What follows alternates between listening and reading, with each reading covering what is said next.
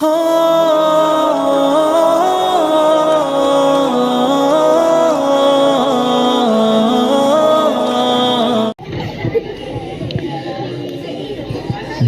ने दीन को बुला रखा है, गफलत के नींद में सुला रखा है, और इस दौर में खुशनसीब वो है अकबर जिसने कुरान मजीद को खुला रखा है। सुभान अल्लाह ठोल ये बेरू है। तासु बद तबलीगी हज़रात न औरीदली त सुभान अल्लाह जन्नत के दमरा गटा उन लगी चिसल काला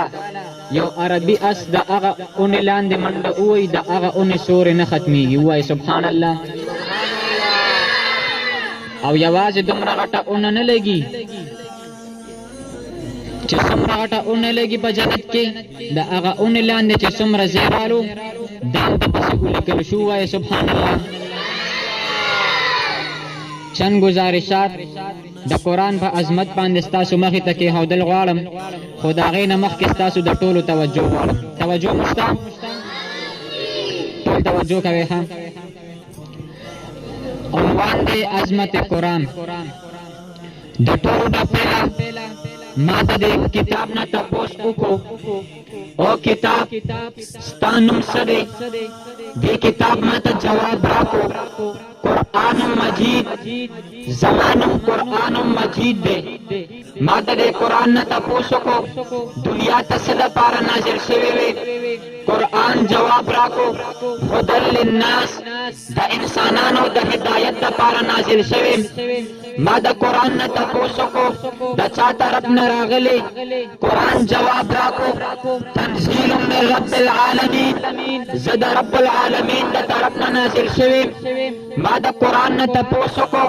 बचा बांधे नाजिल शेवे कुरान जवाब राको नज़्ज़ल अला मुहम्मद ज़ब मुहम्मद सल्लल्लाहु अलैहि वसल्लम बांधे नाजिल शेवे मादा कुरान न तपोसो को दुनिया द चारोड़े कुरान जवाब राको नज़ल बिहिर रूहुल अमीन जिब्राइल अलैहिस्सलाम दुनिया तरोड़म मा कुरान न तपोसो को चतकलन ने नाजिल शेवे तकम से के महफूज हुए कुरान जवाब राको फी लौह महफूज ज़लौह महफूज के उमा मादा कुरान न तपोसो को जे पता के से शक शुबस्ता कुरान जवाब राको इन्ना नहनु नज़्ज़लना ज़िक्र व इन्ना लहु लहाफ़िज़ून ज़द शख्स बिन पाक किताबियम ज़गा ज़बियावे द कुरान ज़बर महफूज ज़ेर महफूज पेश महफूज द कुरान वक़फ़ महफूज गुन्ना महफूज कलकलम महफूज इख्फ़ा महफूज द कुरान सफ़ा महफूज रुकू महफूज आयात महफूज द कुरान हर यो हरफ महफूज नुक्ता महफूज ज़गा ज़वे कि सोक द कुरान द ज़बर पज़े ज़ेर नशिवेले ज़ेर पज़े ज़बर नशिवेले चाके द कुरान ज़बर पज़े ज़ेर उए ज़ेर पज़े ज़बर उए वो खुद तो ज़ेर और ज़बर हो जाएगा कुरान के ज़ेर ज़बर में फर्क नहीं ला सकता। चाके द कुरान ज़बर पज़े ज़ेर उए और ज़ेर पज़े ज़बर उए पखपल बतबाव बर्बाद से खुसो कुरान के परक रावस्तले नशी वाए सो कुरान के परक रावस्तले नसो कुरान के परक रावस्तलिशी नसो दा कुरान खत्म वलिशी द 1857 द जंग आजादी नौरस्ता अंग्रेजान लग याव द कुरान नुस्खे जमा कवले स्वजवले यो इलाका के ऑपरेशन शुरू दे द कुरान नुस्खे जमा के स्वजई यो आलिम न तपोस के दावले स्वजे वही द मुसलमान दलास न कुरान अखलू अगर आलिम मरतबे थोड़ा सा सब्र कीजिए पल यो मासूम बचे रहो हाफिज़ कुरान बचे रहो मरतबे बेटा शुरू कीजिए बचे शुरू का द कुरान 20 सिपारे अरे सिपारे ने मरतबे को तिलावत करा अगर आलिम मरतबे से दवा का خو به ته اوس وځې دغه نسخې خو به ته اوس وځې خو قسم دی قرآن سره د دغې نسخو نامنې ده قرآن سره د دغې کاغذونو نامنې ده قرآن سره د دغې الفاظو نامنې ده قرآن په دغسې زرګونو لکونو سینو کې محفوظ دی دغه سینو سره به څه کوي عزیزانو دا هغه دور و چې د انګریز خلاف په بر صغیر کې خفیه تحریکات چلیدل او د دې ټولو تحریکاتو مشري د دارالعلوم دیوبند باندې مولانا قاسم نانوتوي رحمت الله علیه کوله پلار او زوی گرفتار شو وہی تشدد کی ورته وی بتاؤ مولانا قاسم نانوتوی کہاں ہے اس کے ٹھکانے کہاں ہے اس کے ساتھی کہاں ہے کلا چې خط تشدد وکو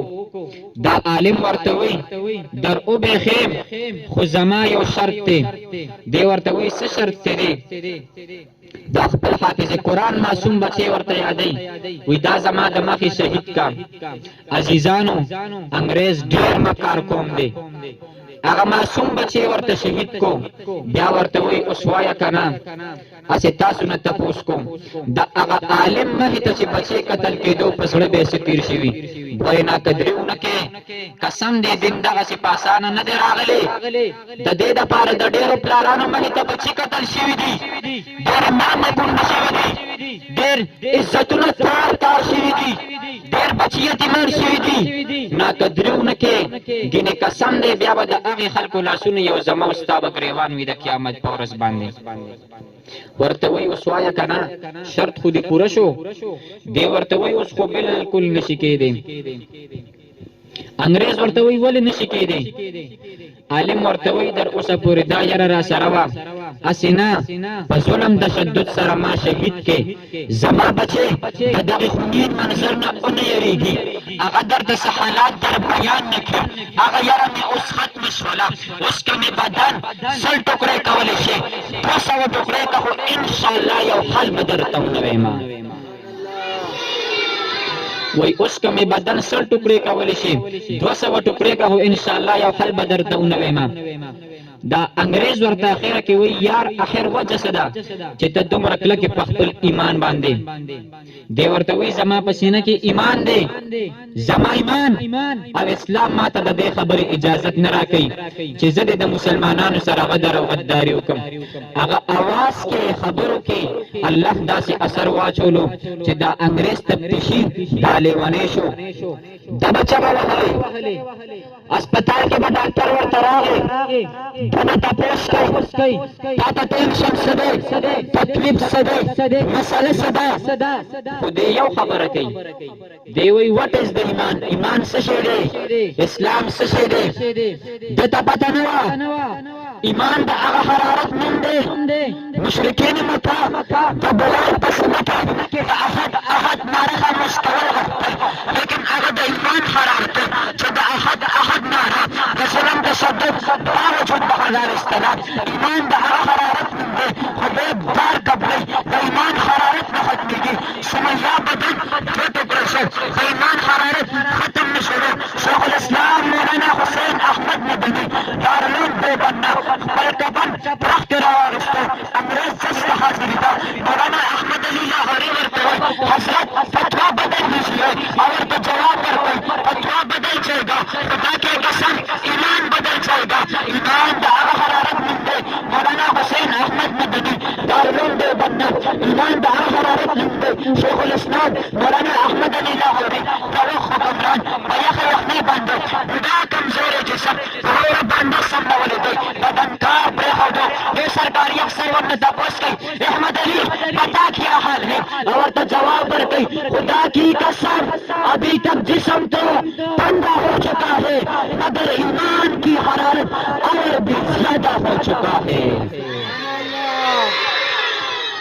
د ایمان حرارت ژوندی دی که نه انشاءالله د ایمان په حرارت سره ووایي ژوندی دی که نه انشاءالله نو بیا به د دغه علماو به ملګرتیا کوو انشاءالله علماو ملګرتیا به کوو د ختم نبوت دفاع به کوو په دې گزارشاتو اکتفا کوم و آخر دعوانا ان الحمدلله رب العالمین